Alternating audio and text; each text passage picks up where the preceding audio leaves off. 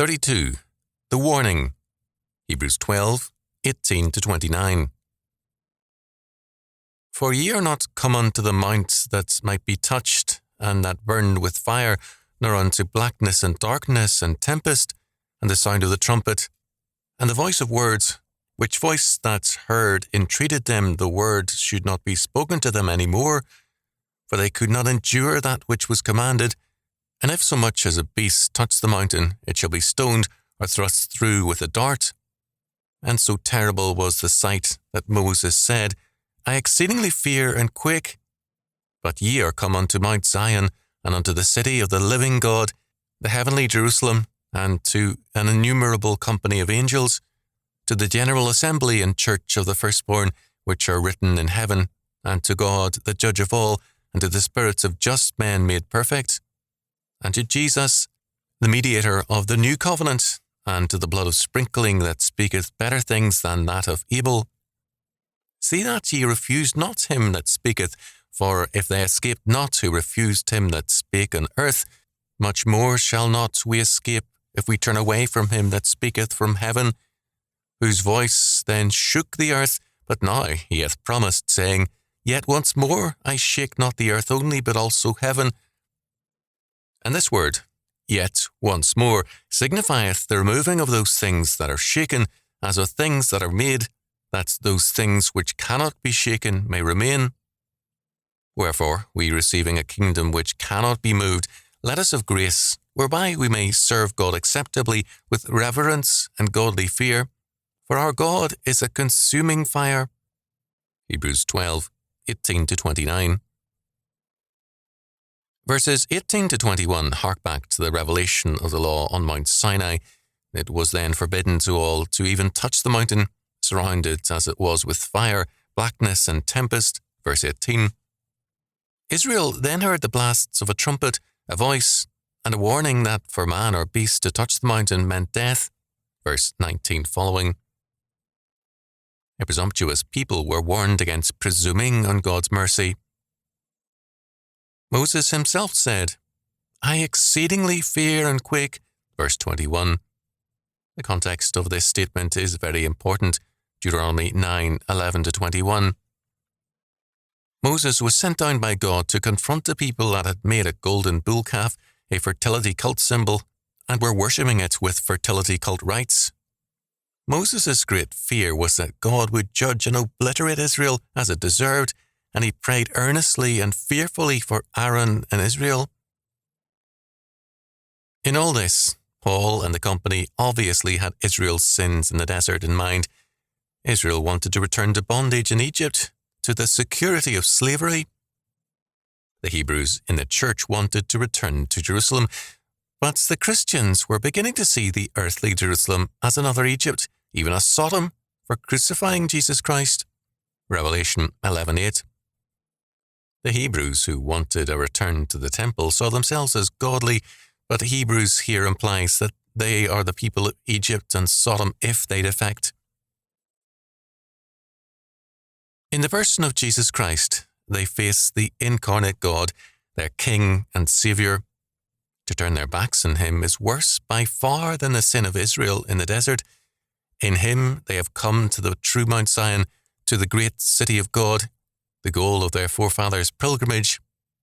This is the heavenly Jerusalem, not the crucifying earthly one, and they have come, quote, to an innumerable company of angels, verse 22. As Christians, they have these heavenly hosts as allies. Will they seek the fellowship of those who crucified the Messiah? Even if they rejected Jesus Christ as the great high priest, if they saw him still as Messiah, how could they join his murderers? In Jesus Christ, the Messiah Redeemer, they were part of, quote, the general assembly and church of the firstborn which are written in heaven. Quote, congregation, end quote, or church is, quote, ecclesia, end quote, the governing body, quote, general assembly, end quote, is, quote, panegeris, end quote, from pan, all, and agora, assembly. These terms exclude the earthly Jerusalem because the totality of the true Israel of God is in Christ, in his true church. Will they cut themselves off from the true Israel of God? Here, and here alone, in Christ and his congregation, are they in the company of, quote, God, the judge of all, and to the spirits of just men made perfect. Verse 23. To separate themselves from Christ is to separate themselves from salvation and to invoke the judgment of God. It is also a separation from Jesus Christ, from the Messiah. He cannot be our King if he is not our Saviour, our High Priest. His blood speaks of mercy, grace, and atonement, whereas the blood of righteous Abel can speak only of the need for vengeance, judgment, and death against the murderer, against all who break God's law. Verse 24. We must therefore not refuse him who speaks, namely God. If judgment followed on all who refused to hear Moses, how much more so will judgment fall on all who refuse to hear God? Verse 25. The words of our Lord are clearly identified as the very words of God. He speaks, in effect, quote, from heaven, end quote, from whence he came, and he must be heard.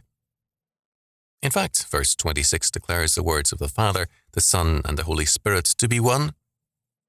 There is a declared continuity between the words spoken to Moses on Mount Sinai and the words spoken by Jesus Christ. At Sinai, that voice shook the earth. Now, in terms of Haggai 2, 6 and 7, all things are again being shaken. Verse 26. This is a continuous shaking to the end of the world, and his purpose is to shake down all things so that only those things which cannot be shaken may remain. Verse 27. History is thus a time of shaking in order to bring down all things whose foundation is not the rock, Jesus Christ. Clearly, this echoes our Lord's final words in the Sermon on the Mount, Matthew 7, 24-27. He alone is the unshakable foundation which can withstand the earthquakes and floods of history. Anything without him as a foundation will perish. Because we are citizens of a kingdom, quote, which cannot be moved, end quote, we must cling to grace whereby we stand in order to, quote, serve God acceptably with reverence and godly fear. Verse 29. History will not spare those who equivocate and who avoid an unqualified stand. Because history is of God's ordination, it moves to eliminate all that is against him and all that is not clearly for him. In AD 60, Judea was clearly far ahead of the nations of its day in its morality and its general calibre, yet God judged Jerusalem and the Jews before he judged Rome, and far more severely. Quote, judgment must begin at the house of God, 1 Peter 4:17, because its offence is far greater, being done in the name of God. Quote, our God is a consuming fire, verse 29, see Exodus 24:17, Deuteronomy 4:24, 9:3, Psalm 53, Isaiah 65:15, 2 Thessalonians 1:8. History cannot be understood apart from this fact. There is no escaping this God. Either we are purged by his fiery love of all our dross and impurity, or we are consumed by him. His fire can be the security of his protection, as with Shadrach, Meshach, and Abednego, Daniel 3:20-30, or it can destroy us and all our pretensions. The potentially defecting Hebrews are warned that their future is not theirs to determine. That is, the good is not what they choose, but what God determines. Judgment is not in their hands, but in God's, and he is the judge.